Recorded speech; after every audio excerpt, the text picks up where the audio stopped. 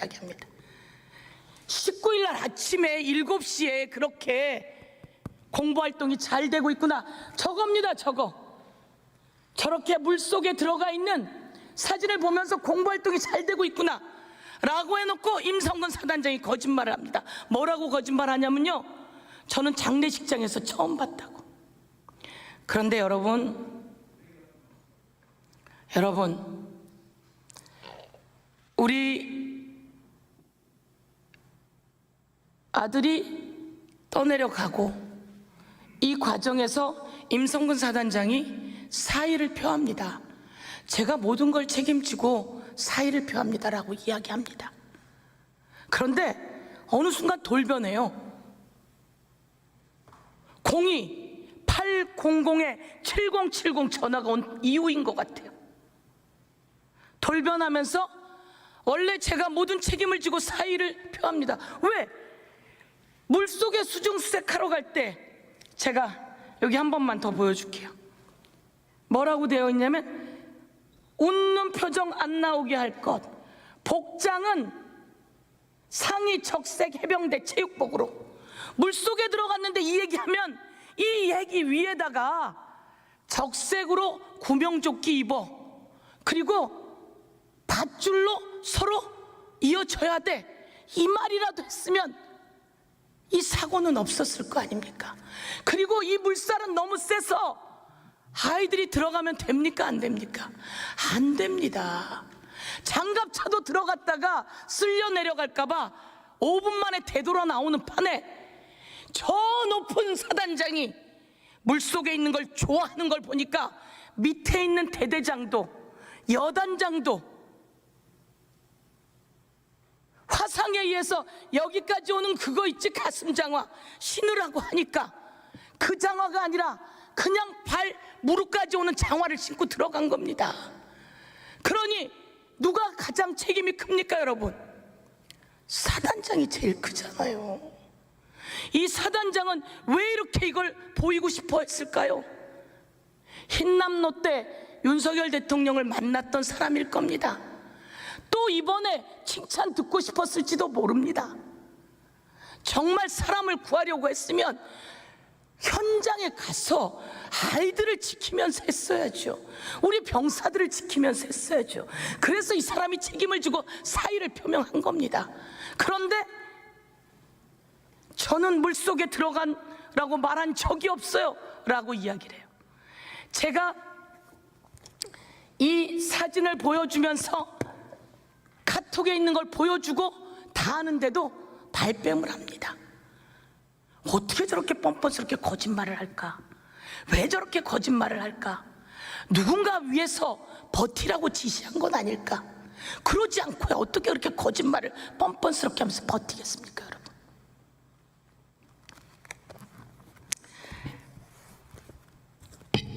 이게 바로 7월 19일 날 물속에 있는 내용입니다. 정지 사진으로는 안전한 것처럼 보이지만 아이들이 아주 위험한 상태입니다. 임성근 사단장은 물속에 들어가라는 지시를 하지 않았다고 합니다. 그런데 임성근 사단장이 이런 지시를 합니다. 바둑판식으로 수색해라. 그래서 제가 입법청문회에서 물었습니다. 바둑판식으로 수색하란 말 했느냐? 라고 했더니 했다는 겁니다. 왜? 그거는 지시 내용에 나와 있으니까. 그런데 여러분, 임성근 사단장이 이렇게 이야기합니다. 의원님, 바둑판식은 물속에서 하는 게 아니라 육지에서 하는 겁니다. 이렇게 이야기합니다. 이해가 됩니까, 여러분? 아니, 지상에서 뭔 바둑판식 수색을 합니까? 그렇지 않습니까? 바둑판식 수색은 제가 인터넷을 찾아봤더니 물속에서 바둑판처럼 대열을 만들어서 하는 겁니다. 그런데 그때 밧줄이라도 있었어야죠. 구명조끼라도 있었어야죠. 가장자리에 있던 최수근 상병과 4명의 병사들이 떠내려갔다 가까스로 4명이 살아나고 최수근 상병을 잃은 겁니다. 그러면 이 과정에서 대대장은 그렇게 이야기합니다. 제가 잘못했습니다. 제가 장화 신고 들어가라고 했습니다. 제가 잘못했습니다. 그런데 위에서 지시가 그렇게 내려와서 저희들 어쩔 수 없었습니다. 사단장님이 온다고 해서 저희들 오려면, 물 속에 있는 거 보려면 이쪽으로 오라고까지 이야기하면서 저희들이 어쩔 수 없었습니다. 이런 내용이 서로 책임 떠넘기는 게 아니라 수사하는 와중에 다 밝혀진 겁니다. 박정훈 대령이 임성근 사단장부터 수사한 게 아니에요. 현장에서부터 수사한 거예요. 그랬더니 실종자 수색하라고 명령 내리는 그 사람이 실종자 수색을 가르쳐주지 않았던 거예요. 그러니 임성근 사단장까지 혐의 내용을 적어서 보낼 수밖에 없는 거 아닙니까? 그런데 제가 이 사건 인계서에 보냅니다. 여기서 정리해서 국힘당 의원이 그렇게 얘기합니다. 10명도 안 되는 사람이 그렇게 며칠 만에 그 8명을 이첩할 수 있습니까? 이렇게 이야기합니다. 여러분, 그 박정훈 수사단, 제1해병대, 광수대, 그리고 수사관들 전부 다 날밤 새워가면서 똘똘 뭉쳐서 1000페이지짜리 만든 겁니다. 그런데 그게 부족하다고요? 그것을 읽어봤다면 그것도 불법이라고 하긴 하더라고요. 그런데 여기에 사건 인계서에 죄명, 피혐의자 쓰라고 되어 있는데 갑자기 이종섭 국방부 장관이 이야기를 하는 겁니다. 혐의자 정하지 말고, 그리고 특별히 죄명도 하지 말고 그런 거 빼고 내서 보내, 이렇게 이야기하는 겁니다. 그렇게 할 수가 있습니까? 여기 이렇게 되어 있는데 어떻게 그렇게 합니까? 무슨 재주로 그렇게 하겠습니까? 그래서 이야기합니다. 이것을 그렇게 하라고 지시하시면 과거 국방부 사이버 댓글 사건으로 김관진 장관과 그 밑에 있던 본부장이 직권남용으로 감옥 갔습니다. 그러면 이거 지시하시면 직권남용돼서 안 되십니다. 그러니 그런 지시하지 마십시오 라고 박정훈 대령이 조언을 하게 되는 겁니다.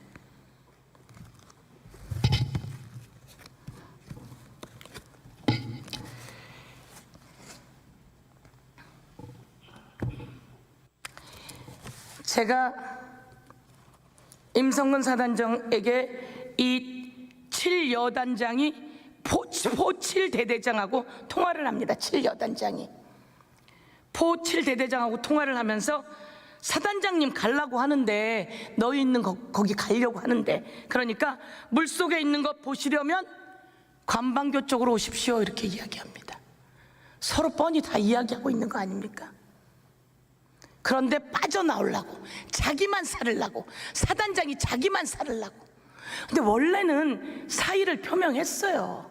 그런데 무슨 일인지, 누구에게 전화가 왔는지 이제 뻔뻔하게 자기만 빠지려고 노력을 하는 겁니다.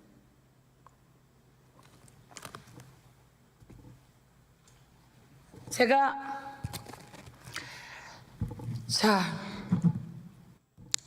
이제 우리는 이번 사건을 계기로 교훈을 얻어야 합니다. 해병은 귀신 잡는 해병이라고 합니다. 해병에 가는 우리 장병 아이들은 그렇게 이야기합니다. 육군보다, 아니 다른 데보다 더 체력도 좋고 더 많은 것을 감수해야 돼 라고 합니다. 그렇지만 목숨까지 잃을 것을 감수해야 되는 건 아니지 않겠습니까? 이제는 물속에 보낼 거면, 아니 이제 물속에 보내면 안 돼요. 실종자는 하늘에 드론 띄워서 드론이 찾아냅니다, 여러분. 그리고 실종자는 보트 타고 다니면서 그 보트에서 실종자 찾아내야 합니다. 그런데 무슨 옛날 방식으로, 무슨 사진이 그렇게 보여주고 싶어서 아이들을 바둑판식으로 물속에 넣는단 말입니까? 이번 계기로 해병대고 해군이고 그냥 안전장치 없이는 절대 물속에 그냥 넣어서는 안 됩니다. 훈련을 할 때는 다르겠지요. 그런데 이렇게 엄청난 물살이 있는 그런 경우에는 해서는 안 됩니다, 절대로.